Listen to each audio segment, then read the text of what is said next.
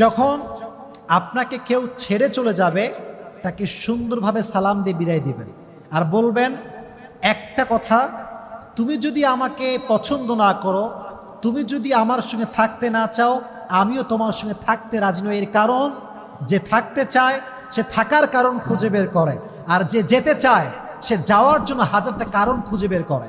যে আমি সেদিকে একটা কথা শুনছিলাম, মারাত্মক কথা, जो मेरा नहीं मैं भी उसका नहीं, अगर आप मेरा होना नहीं चाहते तो मैं भी आपका होना नहीं चाहता। কথা ঠিক কিনা বলেন যুবক ভাইরা? থাকতে চাইলে থাকো, না থাকতে চাইলে সালাম আলবিদা। কাউকে ধরে রাখবেন না। মনে রাখবেন, ব্যক্তিত্ববোধ যার আছে সে কখনো হাত ধরে কাউকে ধরে রাখে না, বরং সে বলে যে আমার, সে তো আমারই থাকবে, তাকে বোঝাবার কোনো প্রয়োজন হবে না। যুবক ভাইরা কথা বলেন ঠিক কিনা? তো আয়েশা বুঝে গেলেন যে ব্যাখ্যা করে কোনো লাভ নাই।